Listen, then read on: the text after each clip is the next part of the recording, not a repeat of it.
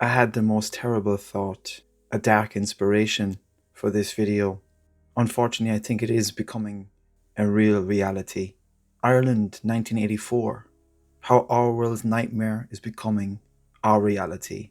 What if Ireland, the land of saints and scholars, is quietly slipping into the very dystopia George Orwell warned us about? I know this is kind of like a tired trope at times and written off as conspiracy theory, but both the right and left have used this as a tool to describe or explain what is going on in the modern world. But I think in Ireland it is becoming our deep, dark reality, not with jackboots and gulags, but with censorship, hollow slogans, and the ever creeping hand of a global ideology. Speech is no longer free, truth is no longer objective, and identity, Irish identity, is somehow up for debate. This is our modern Ireland, and the parallels to 1984, the novel by George Orwell, are growing harder to ignore. 1984 is a dystopian novel by George Orwell, published in 1949, that depicts a totalitarian regime in Oceania, where the party led by Big Brother controls every aspect of citizens' lives through surveillance and manipulation.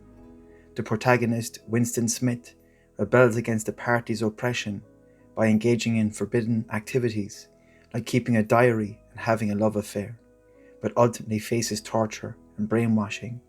The novel explores themes of totalitarianism, surveillance, propaganda, and the manipulation of truth. So how does this book reflect modern Ireland? Well, one of the first concepts of 1984 is newspeak. And in George Orwell's book, newspeak was the language of Oceania, designed to restrict thought and control the population by limiting the vocabulary, grammatical structure of English. The party aimed to eliminate heretical or dissenting ideas by making them fully and literally unspeakable. Essentially, newspeak was a controlled language designed to narrow the range of thought. Today in Ireland, we see this in action. We see certain words that have been diluted. We see other words that we cannot speak. We've also seen words like inclusive, multiculturalism, diversity, and progression dominate official narratives. We've also seen that words and labels like far right and far left and woke and racist and bigot and all of these words introduced to limit the range of thought, the range of analysis into something that someone would say, labels used to basically shut down conversation, even questioning things like mass immigration and EU policy, or even the idea of nationalism or the idea of Irish identity is enough to have you painted as a bigot or a threat. Language isn't being used to communicate anymore, it's being used to control. This is not Irish, this is Orwellian. Thoughtcrime.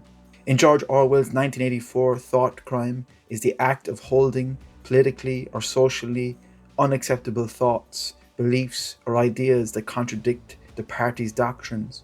It encompasses any deviation from the party's orthodoxy, including independent thinking, questioning authority, or harboring rebellious sentiments. The thought police monitors citizens' thoughts, and those guilty of thought crime face psychological persecution, social isolation, and potentially physical punishment like vaporization. And how is this maybe introduced into Ireland? Well, imagine being prosecuted not for what you said, but for what someone thinks you meant. That's where we're headed in Ireland with new hate speech legislation from the big brother of EU forced upon us.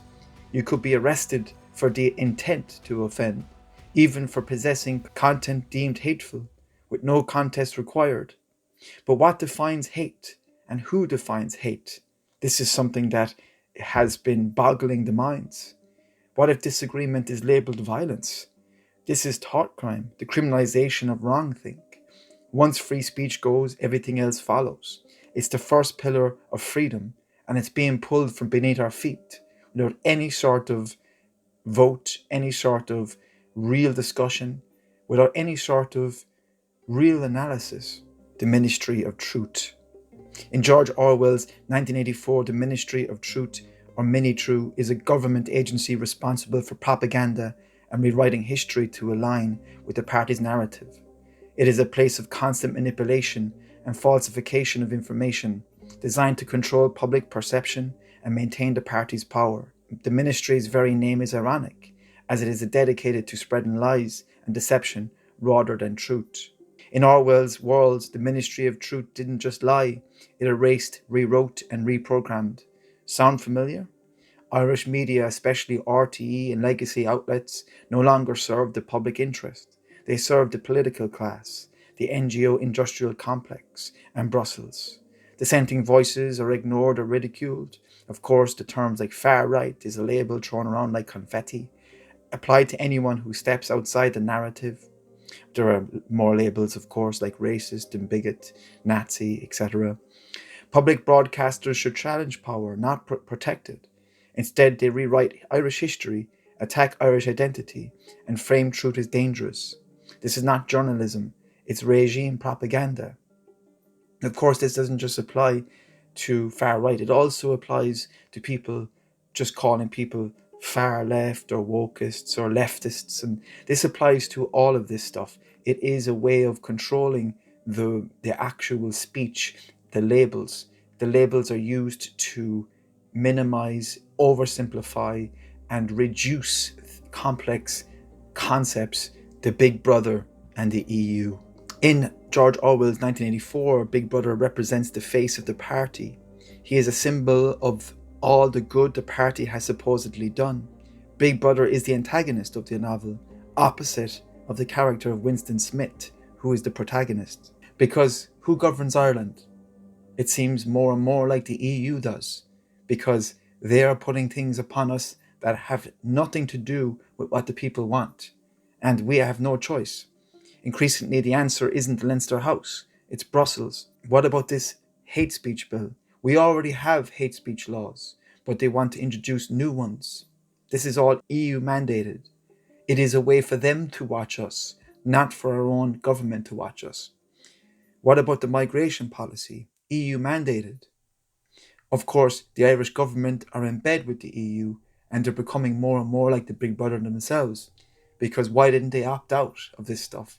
Because they're too cushy up in the high echelons of the Big Brother house. Digital IDs, censorship infrastructure, climate controls, surveillance, all imported through EU regulation. And yet, where is the public debate? Where is the public vote? Where is democracy? Okay, we're in a republic, but we still actually work as a democracy here. We do have votes. We do have votes here. I understand it's a republic, but we still actually vote on things in Ireland.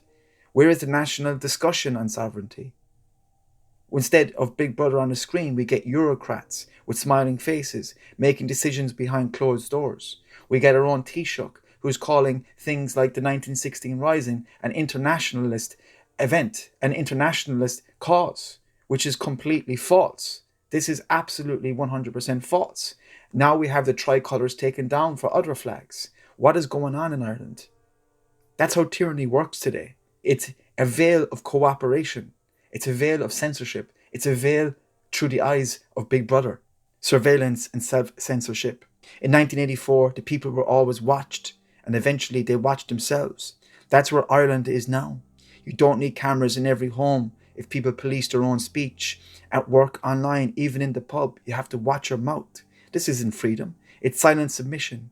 New technologies, facial recognition, online content regulation, social media laws, all sold as safety. But the end goal is compliance. This has all been happening at a very extreme rate in the last 10 years, maybe since 2012, but essentially from the time of COVID, this has all been into hyperdrive. And it is going at such a fast rate that nowadays we can't even have a real comedy anymore. Films have completely gone off the rails as well. There's no more enjoyment in films. There's no more enjoyment in movies. Stand-up comedians, everyone being cancelled. Well, there is a bit of a pushback now, of course, but in general, there's been so many people cancelled, so many people lost livelihoods, etc., due to things that they've said. People going back into the past, finding out what people said in the past out of context, and basically cancelling them because of it. Orwell wrote of the 2 minutes of hate, a daily ritual of screaming at the party's enemies. In Ireland, we have something similar. As mentioned, the cancel culture. One comment, one wrong opinion, and you're out, dogpiled, smeared, careers destroyed for holding traditional nationalist values. We don't debate anymore, we dehumanize. And it's all in the name of progress. It's not progress, it's political warfare, and it's turning Irish people against their own. Our heroes were nationalists. Our heroes were patriots. And we're meant to think that they weren't for some reason. It's inverting our history and taking away the essence of who we truly are as Irish people. A nation that fought for freedom. You know what, though? I have hope in Ireland. I do have hope because I see the protests. I see the way people are stopping things from happening. But this is Ireland. We fought the greatest empire in the War of Independence and brought them to the table. They had to make a deal in the end. We are a land that resisted the British Empire. Ireland birthed rebels, poets, and truth tellers, known all over the world, revered all over the world. We didn't just fight for freedom just to hand it over to Brussels directive or to the media technocrats who think they know better. As Orwell said, in times of universal deceit, telling the truth is a revolutionary act. It's time for Ireland to become revolutionary again. Ireland in 2025 is not quite a dystopia yet, but their signs are there. People can see. The warnings are real, and silence, now more than ever, is complicity. Speak up, push back, protect your country, your culture, your right to speak freely. Because if we don't, Orwell's nightmare won't be just fiction, it'll be our future. And just remember, this is just my thoughts, my subjective experience, my analysis, and my reflections on a great book, and my own subjective experience of Ireland. Always do your own research. Thank you so much for watching. Goramila Maha Gwiv Galerma Cordia. I really appreciate it. If you want to support Bertie Brosnan Films, make sure you buy some merch. Get 10% off with the link in the description. Also, The Forgotten Prince, The Battle of Clontarf. You can get The Forgotten Prince. It really supports Bertie Brosnan Films. It's available on Amazon worldwide. Make sure you're buying it on the Amazon in your region. Also, you can sign up and become a YouTube channel member and get all sorts of perks. I'll leave that in the description as well. It's $1.99 a month and there's a bunch of perks with that. Also, if you want to make a donation, PayPal, Buy Me a Coffee, Stripe, those links are in the description. These help tremendously. So I really want to thank you for your support. Stay until the end, liking, commenting, subscribing, hitting the notification bell. If you really want to stay up to date with everything that I'm doing, make sure you get on the mailing list as well and get your free PDFs. Thank you so much. I will talk to you soon. Take care. God bless.